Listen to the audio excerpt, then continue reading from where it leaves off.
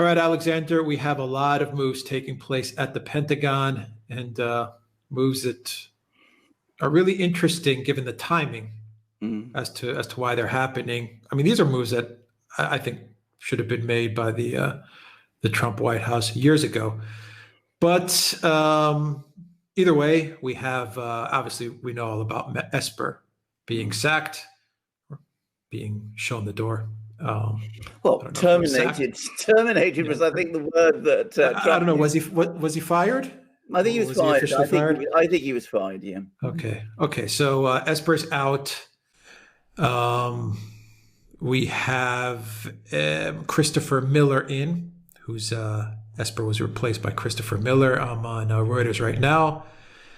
Who had been the director of National Counterterrorism Center. And the Pentagon also said that Kash Patel, who was the top counterterrorism advisor on the White House National Security Council, would be Miller's chief of staff as well. Also, it's interesting to know that Patel worked as a top aide to Representative Devin Nunes. That's also very interesting. And we also have, in the wake of Esper's departure, the Pentagon's top policy advisor resigned, allowing that post to be filled by Anthony Tata, a retired Army brigadier general who has called Obama, quote, a terrorist leader. Now, I'm taking this from Reuters, so I'm just giving you the exact quote from Reuters. Let's see. It says that Tata failed to secure a Senate confirmation hearing in August and was performing the duties of the Deputy Undersecretary of Defense for Policy. Now, the other big move was that you have Army Colonel Douglas McGregor, who has also been. I'm trying to find the exact position here. Let me go on to CNN. Trump administration installs advocate for quick Afghanistan withdrawal at Pentagon. That is Douglas McGregor, Army Colonel Douglas McGregor. He will be serving as a senior advisor to the acting Secretary of Defense. So people may know McGregor. He has, for his many appearances on Tucker Carlson Tonight, he has been, I would say, probably the most vocal advocate for pulling U.S. troops out of places like Afghanistan, Iraq, and Syria. He's been on Tucker many times. He's written a couple of best-selling books as well, talking about the U.S. getting out of all these endless wars. And that was a very interesting move as well. So, Alexander, a lot going on at the Pentagon. Well, at the same time, as everyone knows, we have this election dispute, for lack of a better word. The votes are still being counted. We still don't know who the president of the United States is. Don't listen to fake news, mainstream media. We still don't know, but Trump is making a lot of big moves at the Pentagon. What do you think? Yes, can I just, before we discuss these moves, say that I entirely agree with the very first point you made. I wish these moves had taken place at least a year ago, and at the latest before the election. In the summer, if we'd had all these moves then, they would have changed the political atmosphere. We would have, moved the territory onto Trump's strong, ground where Trump is politically very strong, and we would have started to see things starting to happen. I don't know why, and there must be some explanation why this has been delayed now. But it's sad that it's happened so late after the election had occurred. Now, I think these moves are incredibly interesting and they're very important.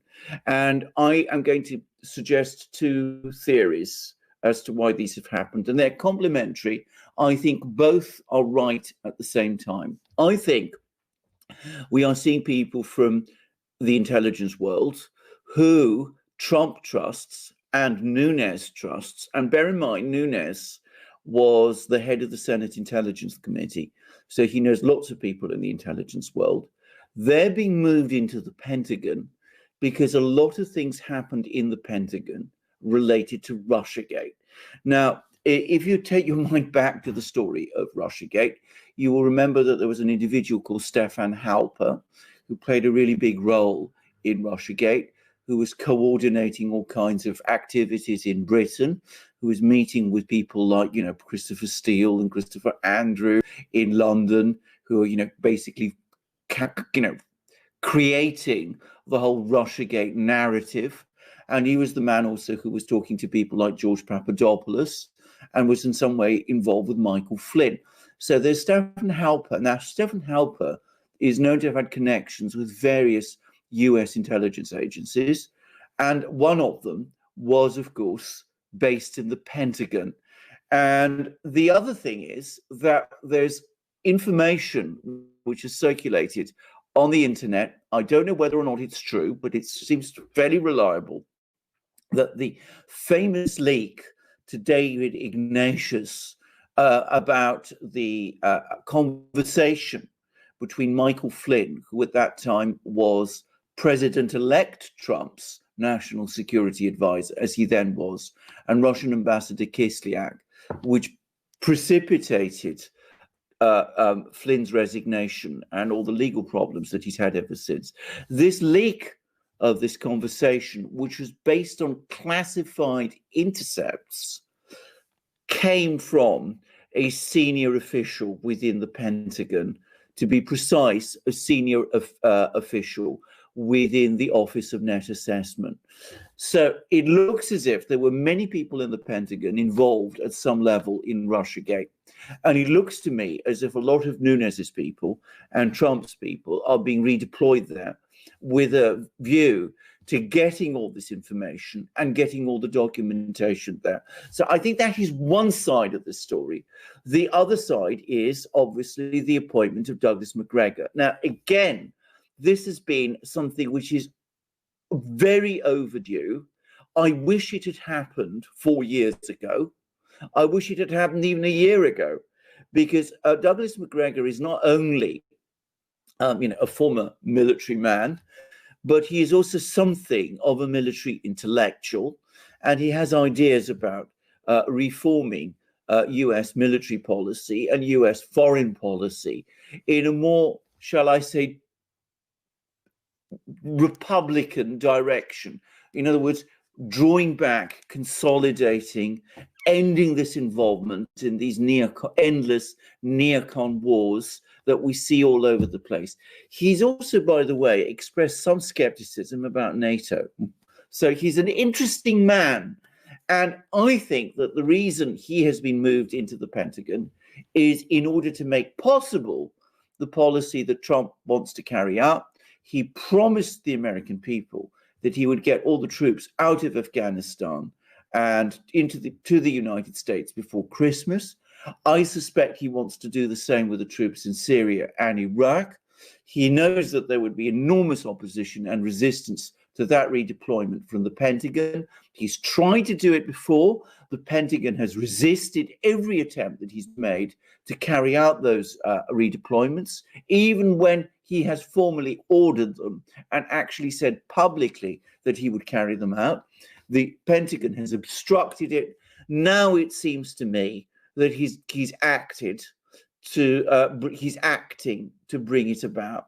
And I think that over the next few weeks, between now and the inauguration, you will see US troops pull out of Afghanistan and quite possibly pull out of Syria too.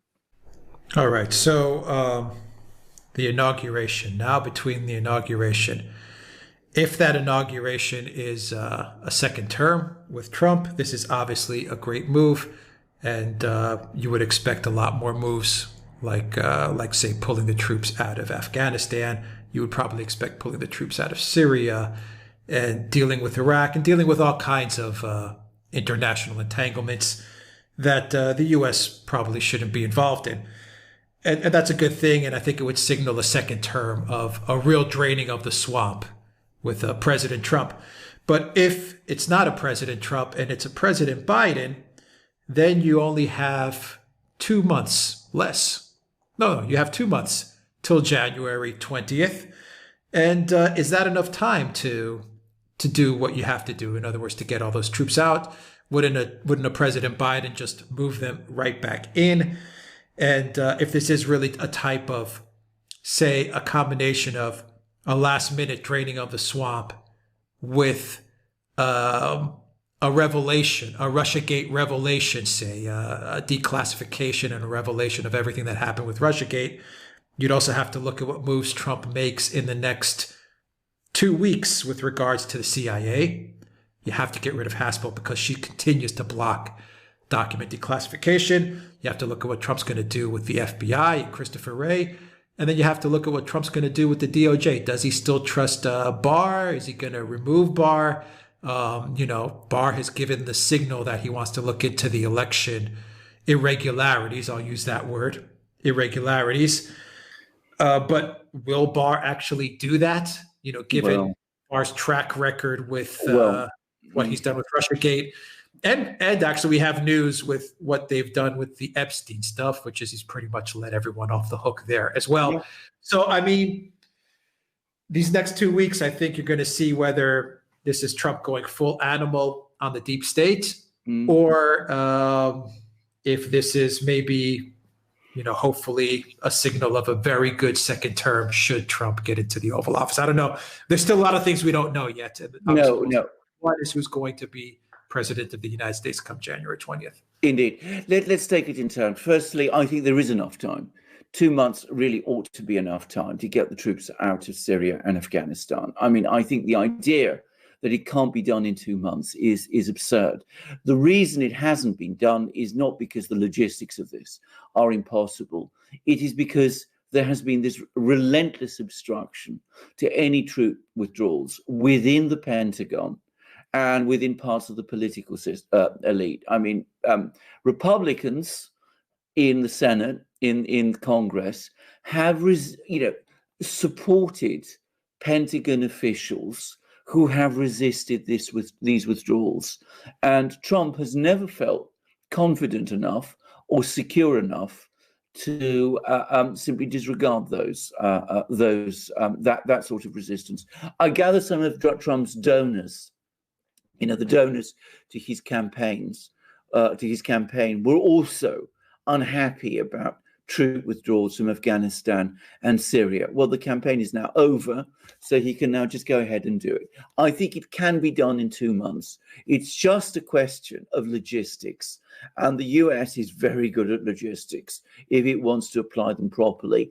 And the US military is especially good at logistics if it wants to apply them properly. So yes, I think it can be done. The only question is whether the resistance, both within the Pentagon and within the Republican Party leadership in the Senate, is still sufficiently strong to obstruct this process, despite all the moves in the Pentagon that we've just seen. But on balance, I think it will probably happen. As for the declassification, you're quite right. Declassifying the Pentagon is a big step forward. But the really important places are the CIA and the FBI. And it is very interesting that we have heard over the last few days that there's been reports that some Republicans, we don't know who, have been rallying to defend Gina Haspel. So that points to two things. Firstly, that Trump is actually contemplating sacking Gina Haspel. And secondly, that there are some people within the Republican Party who oppose him doing so. So again, it's push and pull. I think that it will depend what happens between now and the meeting of the Electoral College. If whichever way it goes, I think if Trump wins the Electoral College and remains president, Gina Haspel is fired. If Trump loses in the Electoral College and he's only got until the 20th of January, Gina Haspel again goes, and they get whoever they can into the CIA, and that person, whoever he or she is, does a quick search for papers in the very limited time that's left. unfortunately, in that case, there'll be all sorts of people across the CIA bureaucracy who will try to hide them as much as possible. But that's what's happened. I've not heard any stories about Chris Wray, but I'm guessing that if Gina Haspel is on her way out, Chris Wray would be also. And Barr. What about Barr? I think for the moment, Trump is going to stick with Barr, because being realistic about this, even if a new attorney general came in, very difficult to see that attorney general starting getting prosecutions. And in terms of the electoral malpractices or alleged malpractices in the court cases, I think Trump already has a very effective and organized legal team, which is now fighting his battles for him, probably far better, to be realistic about it, than the Justice Department, with all its elaborate bureaucracy, would do, whoever was Attorney General now. But if Trump comes out of this process that we're seeing as president, remains president, then I think Barr is gone too. Barr, Wray, Haspel, all of them. And we will have a completely fresh team. And we will see, I think, Nunes playing a much more prominent role.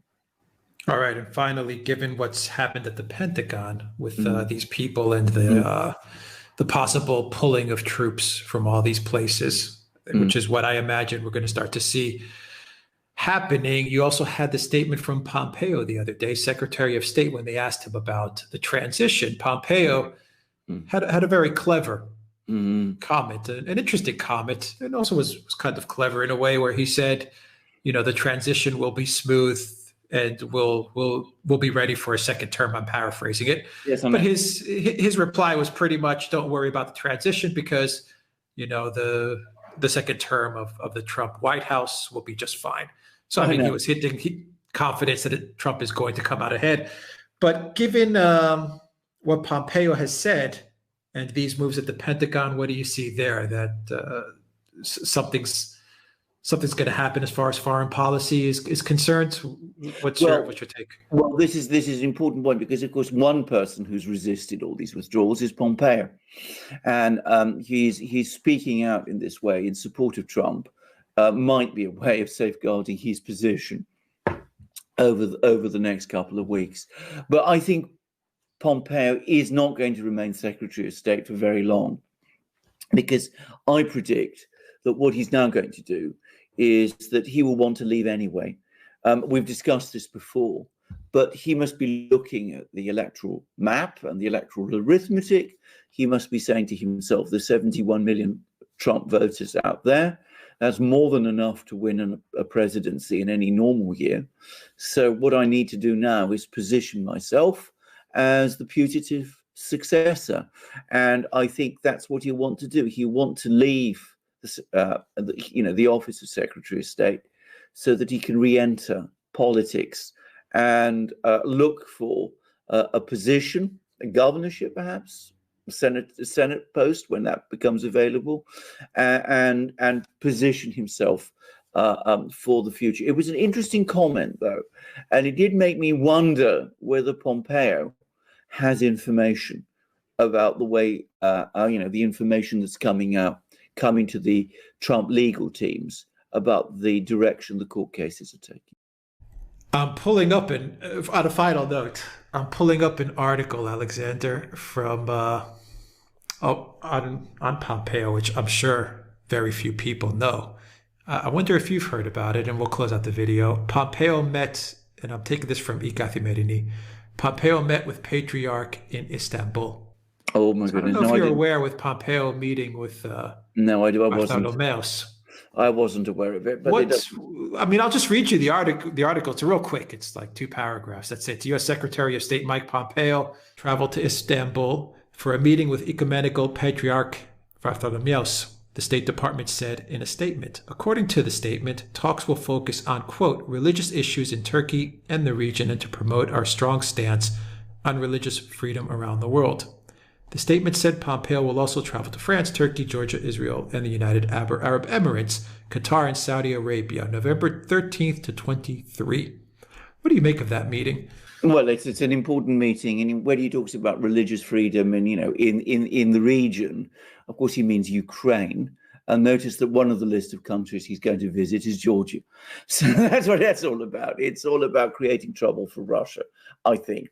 But it shows that Pompeo is still active, and the United States is still conducting, or at least the State Department is still conducting its foreign policy. The Russians will be watching all this with, great interest, shall we say. And it, again, suggests that Pompeo remains a very, very active political figure. Interesting, as I said, which countries he's visiting, interesting whom he's meeting. Yeah. He'll presumably be meeting Erdogan too. Yeah, that's obviously, that was my take as well. But without a doubt, if he's going to meet the patriarch, you would have to imagine this has to do with Ukraine. Absolutely. He's going to meet Erdogan, and Erdogan has been speaking very forcefully in public about Ukraine, which I know annoyed a lot of people in Russia, because, of course, Erdogan said that, Crimea should be returned to Ukraine, which, as I said, the Russians, I'm not talking about Putin, I'm talking about Russian opinion, was very incensed by. Having said that, very, very quickly, politics, the political ground in Ukraine itself seems to be shifting, and it seems that more pro-Russian voices are getting stronger there again. So who knows? All right, interesting moves all around, I would say. Very interesting. All right, Alexander Marcus, thank you very much. Guys, if you like this video, click on the subscribe button down below. Hit that notification bell. Hit that like. Share the channel with everybody. PayPal, Patreon, Subscribestar. Please support us on those networks. We need your help, all the help that we can get in these turbulent times. And also go to the Duran shop, pick up some merchandise, pick up a t-shirt. We have mugs, we have hats, we have all kinds of great things. And of course, look for us on BitChute, on Odyssey. Look for us on Parler. We've been on Parler for a while, but it looks like everyone is ditching Twitter and they're going to Parler. Goodbye and good night, Jack Dorsey. It looks like Twitter may be on its way out if Trump pulls the trigger and goes on to Parler as well. Of course, you have Minds and Gabs, and there's all kinds of great alt-tech platforms out there. And we are also now on Rumble, because a lot of people look like they're going to Rumble as well, which is another video platform. We are now on Rumble. You'll find all those links in the description box down below. So indeed, find us in all these new great platforms, and also come to our shop, support us there. We've got all these wonderful things in our shop, the best mugs in the world, this one with the flag of the United Kingdom of Great Britain, which is the country, my own country where I live, and of which I'm proud to be a citizen. But I'm also, of course, a citizen of Greece, which is my homeland. And this is one of our smaller mugs, Britain and Greece being, of course, a bit smaller than Britain. But they are the best mugs in the world, bar none. And at the moment, I'm drinking hot Yorkshire tea from mine, because it's been a very cold day here in London, one of those wonderful winter sunny days that get very cold here. So you need your mug of warm tea, and make sure it's a Duran mug. And of course, you can buy our shirts, the best shirts in the world. You see these marvelous long sleeve t-shirts that we have. Of course, we've got short sleeve t-shirts, we've got polo shirts too. We've got hats. So, when you want to go out in the cold weather, you obviously need a hat. And you can see that we've got hats, embroidered hats. With this one also has the flag of the United Kingdom there, and you can see what a beautiful, beautiful hat it is. All our shirts, by the way, are 100% cotton. We've also got stickers. We've got the world's best hoodies. We've got amazing things in our shop, and you can support us by buying those things. And of course, you could support us also by going to our various new platforms, to Rumble, to BitChute, finding us on Parler, and you can also support us via Patreon and Subscribestar and all these other things that Alex was talking about. So support the Duran, come to our shop, find us on all our new platforms, support us via Subscribestar and Patreon, and come to our next broadcast. All right, Alexander Marcus, thank you very much. Take care, everybody.